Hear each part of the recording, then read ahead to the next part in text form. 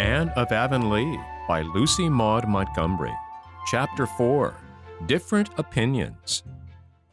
One evening at sunset, Jane Andrews, Gilbert Blythe, and Anne Shirley were lingering by a fence in the shadow of gently swaying spruce boughs, where a wood cut known as the birch path joined the main road.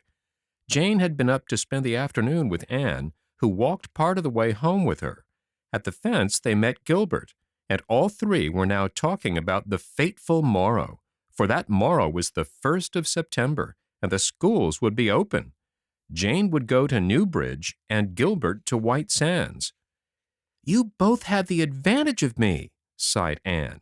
"You're going to teach children who don't know you, but I have to teach my own old schoolmates, and Mrs. Lynde says she's afraid they won't respect me as they would a stranger, unless I'm very cross from the first.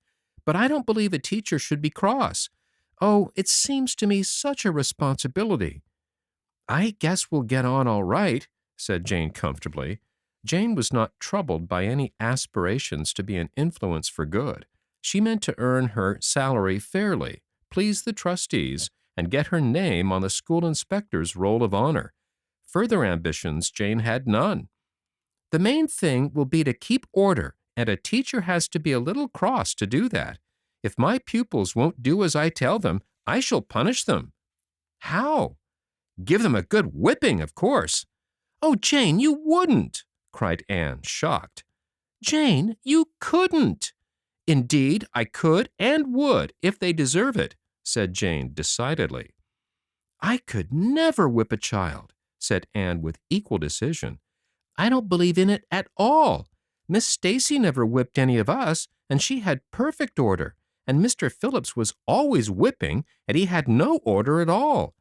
No, if I can't get along without whipping, I shall not try to teach school. There are better ways of managing. I shall try to win my pupils' affections, and then they will want to do what I tell them." "But suppose they don't," said practical Jane. "I wouldn't whip them anyhow. I'm sure it wouldn't do any good." "Oh, don't whip your pupils, Jane, dear, no matter what they do." "What do you think about it, Gilbert?" demanded Jane. "Don't you think there are some children who really need a whipping now and then? Don't you think it's a cruel, barbarous thing to whip a child, any child?" exclaimed Anne, her face flushing with earnestness. "Well," said Gilbert slowly, torn between his real convictions and his wish to measure up to Anne's ideal, "there's something to be said on both sides. I don't believe in whipping children much. I think, as you say, Anne, that there are better ways of managing, as a rule, and that corporal punishment should be a last resort.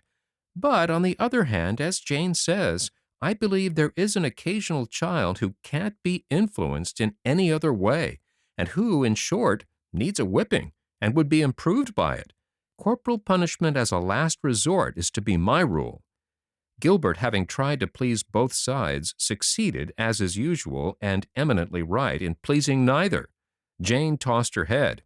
"I'll whip my pupils when they're naughty. It's the shortest and easiest way of convincing them." Anne gave Gilbert a disappointed glance. "I shall never whip a child," she repeated firmly. "I feel sure it isn't either right or necessary." "Suppose a boy sauced you back when you told him to do something," said Jane. "I'd keep him in after school and talk kindly and firmly to him," said Anne. "There is some good in every person if you can find it. It is a teacher's duty to find and develop it. That is what our school management professor at Queen's told us, you know. Do you suppose you could find any good in a child by whipping him? It's far more important to influence the children aright than it is even to teach them the 3 R's, Professor Rennie says.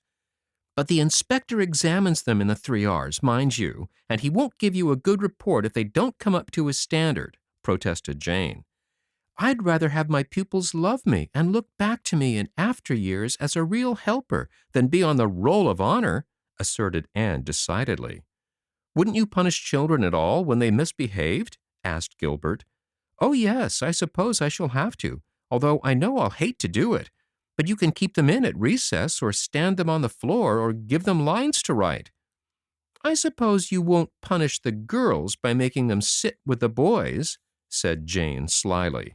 Gilbert and Anne looked at each other and smiled rather foolishly.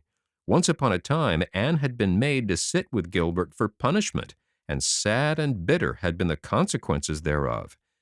"Well, time will tell which is the best way," said Jane philosophically as they parted.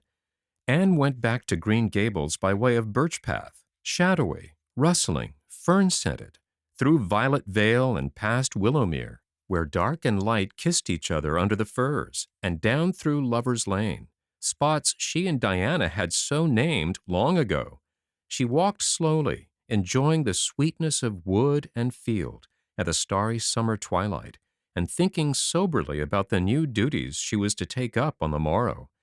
When she reached the yard at Green Gables, Mrs. Lynde's loud, decided tones floated out through the open kitchen window.